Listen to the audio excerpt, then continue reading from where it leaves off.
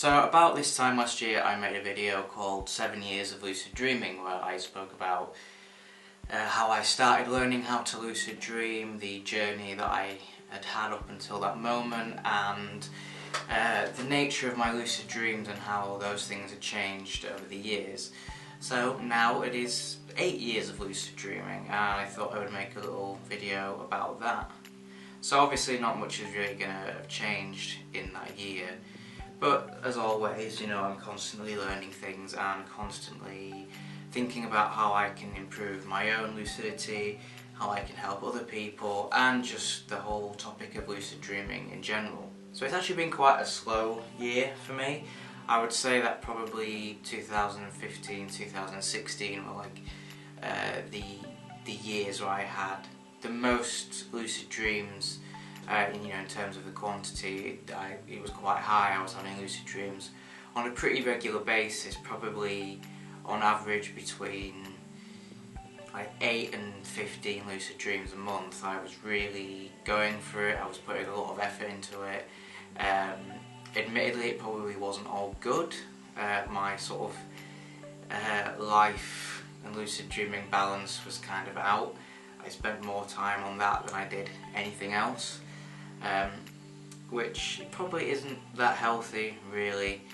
But yeah, I've been trying to incorporate more things into my life other than just lucid dreaming, or been focused on lucid dreaming but more as the overall topic and research into it and thinking more about how to use it than actually using it.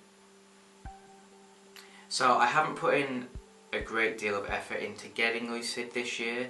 I've kind of just let it happen naturally.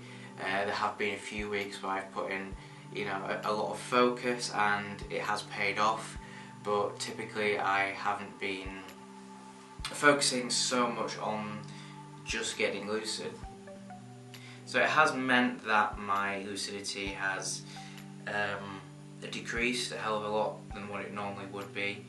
I'm looking at maybe 5 lucid dreams being the highest a month, whereas before that would have been the lowest a month. And that's just from my now natural ability to lucid dream. Not that I'm a natural at it, but because I've put in a lot of work in the past. I guess now this is sort of I'm trying to think of the correct term. This is my base level now, I suppose, would be that. The quantity is sort of average. Some of those dreams might be lacking in awareness somewhat.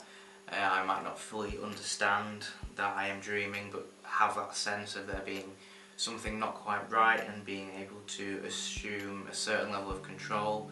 I have done a few experiments there, which I'm hoping to do more of and put more effort into. I have been using the Aurora by iWinks, not on a consistent basis, but maybe a couple of times a month, just to see what difference that makes. Again, I'm finding that the results are usually pretty good. There are times when I don't notice the Aurora at all.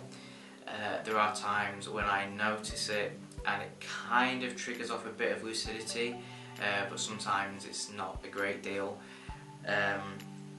Typically I'm finding with the Aurora that I use it more to track my sleep, and I use it more just as a way of experimenting and kind of messing around rather than relying on it to get me lucid.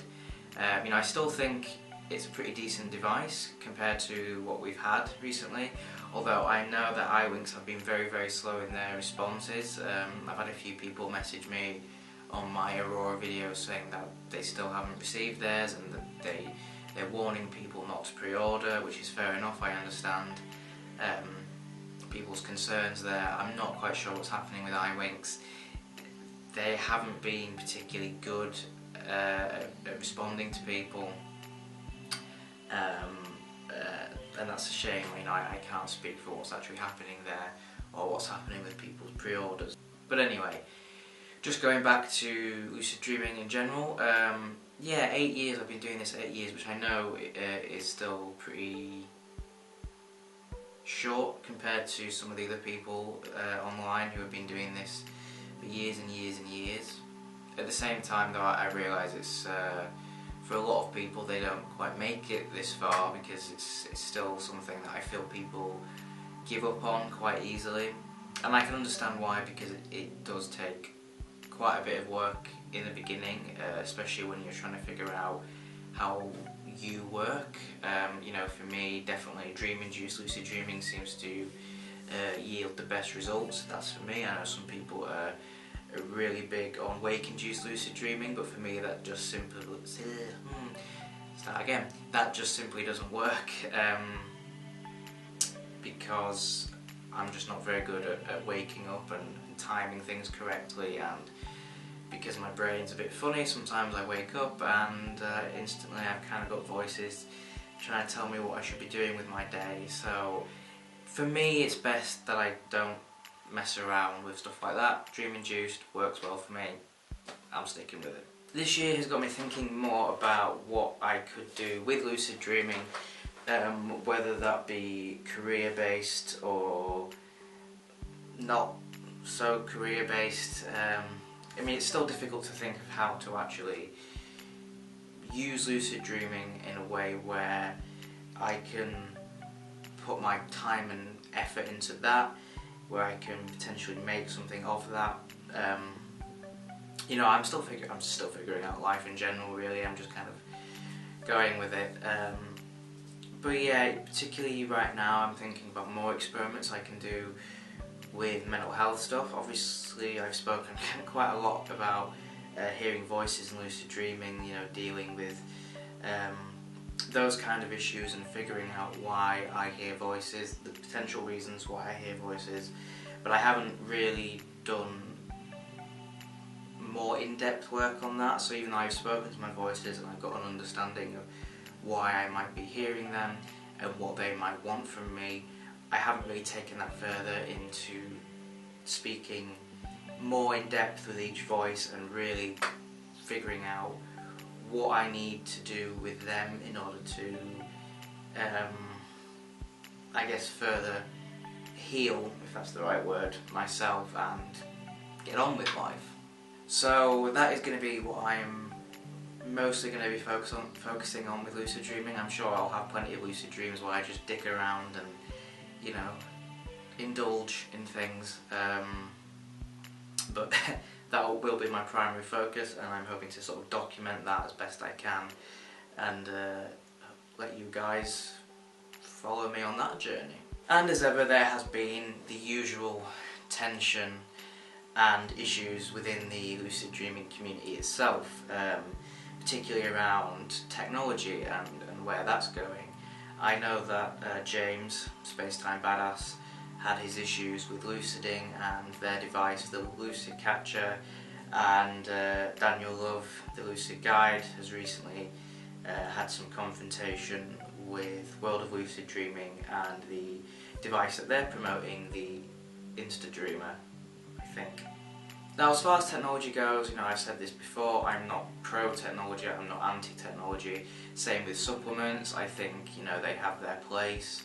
I enjoy incorporating these things into my practice just to see how they affect my lucid dreaming, not just in terms of how often I can get lucid, but if they affect the content of my dreams as well. For me, I'm just all about experimenting and finding out new things, so I enjoy using technology and looking into it, same with supplements, but I don't believe at all that you should just be relying on those things with lucid dreaming, because I don't think it's possible to have anything that will guarantee lucidity. You know, I backed the Aurora by iWinks. I like using it. I recommend it to people who are already pretty good at lucid dreaming and want to try something different, but you know, I don't. The cat's putting me off.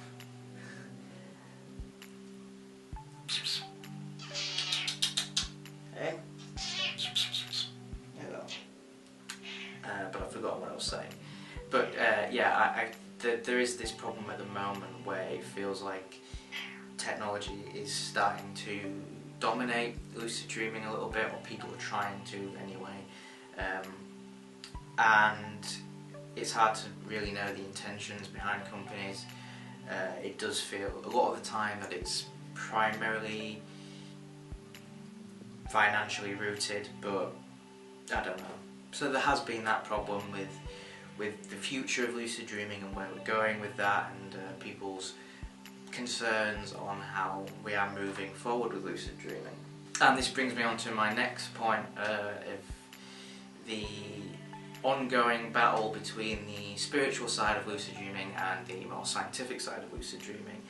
And again, it's another thing that I stressed. I don't think these things are mutually exclusive. I think they can both exist together. There are people who have spiritual beliefs around lucid dreaming, but again, with that, you know, there's varying degrees of spirituality. It's a very, very broad term.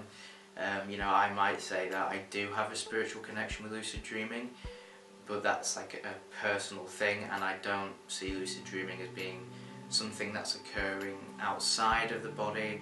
I don't see it as having any kind of universal meaning. I don't feel like my dreams are anything more than dreams, but that doesn't mean I don't see them as being important. I still feel like there's a lot of embarrassment when it comes to talking about dreams. I suppose they're not really something we hold in particularly high regards in society. Usually when people talk about dreams and they get really into it, it seems like a pretty woo subject, and there are a lot of sort of new age type ideas out there which incorporate dreaming, so I understand why a lot of people make that connection and therefore kind of stay away from the topic of dreams, or, you know, seeing dreams as being a particularly significant thing. So if I talk about lucid dreams being just within my head, I'm not taking away the beauty of the experience, how amazing it is, because lucid dreaming is absolutely phenomenal. But I don't feel like it's that important to make that experience seem like it was something independent of myself. I don't feel like I need to make it out to be more than what it was for it to be important. I think I might have phrased that a bit weirdly. Hopefully you understand what I was trying to say there. And this isn't me saying that I have a problem with the spiritual side of lucid dreaming, because again, I understand it's a very personal thing, and someone's spirituality is very personal to them, and if their spiritual life, if their spiritual practice involves lucid dreaming, then that's fine. But I do understand why a lot of people get very frustrated with the very new age type stuff that's happening, and how that might be a hindrance in the long run, because there are lots of claims that have absolutely no evidence whatsoever to back it up. And I think a lot of people just get very confused when they're first learning about lucid dreaming, and they come across information about it which has no validity whatsoever and doesn't paint a accurate picture of what lucid dreaming actually is. Now, I do think as well that sometimes the more science side can appear a bit harsh and a bit tough.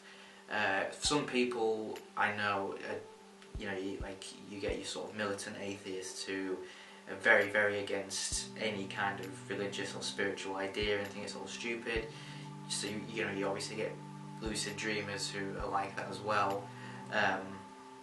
But I do think a lot of the science-minded lucid dreamers aren't exactly anti-spiritual, but they're just frustrated that they want to be able to research lucid dreaming, you know, collect actual data that we can look at and analyse and conclude something off of, rather than just following very bold claims that have, you know, no tangible evidence to back it up. And that's the frustration, and I suppose that's sometimes my frustration with it is, you know, if lucid dreaming wasn't so dominated by kind of new age ideas, if in the mainstream it wasn't so dominated by new age ideas as well, that maybe it would be taken more seriously as a subject, as a science, and we could really do something with it. So again, I understand why there's tension there. I understand why we often find ourselves kind of divided, and I guess almost fighting each other a bit sometimes. And that in itself kind of hurts my relationship with lucid dreaming a little bit. When I start to get so caught up in what's going on in the community and what's going on online, I start to almost resent lucid dreaming a little bit, which is something I don't want to do. So, I don't really get myself involved in those kind of big debates and those big conversations, largely just because I don't want to damage my relationship with lucid dreaming, and I don't really feel the need to get involved in conversations if I don't feel I'm adding anything new to it. People might have already said the points that I would make, and therefore I don't feel the need to make them again. But yeah, I think I'm probably going on too much. I just wanted to say it's 8 years of lucid dreaming. As I said, I will be doing further experiments with the voice hearing stuff, and I will be documenting that and sharing it with you guys. I hope it ends up being interesting and watchable. I don't know. But anyway, thank you very much for watching, everyone. If you'd like to support me on Patreon, you can. There will be a link to that in the description. I'd like to say thank you to the people who are already supporting me or who have supported me in the past. I don't expect to make a lot of money off Patreon, but I do appreciate anything that people are willing to give. As well as that, you can get 20% off on Vivid Dream products. There will be a link and a code in the description box below. If you would like to buy any of these lovely t-shirts, and why wouldn't you, there will be a link to my Redbubble page as well. I have a few lucid dreaming themed things on there. I've got other bits of my artwork as well. Again, I really appreciate people checking that out, sharing it around. If you can't afford to buy anything, or you just don't like any of my stuff, fair enough. I'd still just appreciate people having a look. So thank you very much for watching, guys. I've been Max, aka the Rara Rabbit, and I'll see you in the next video.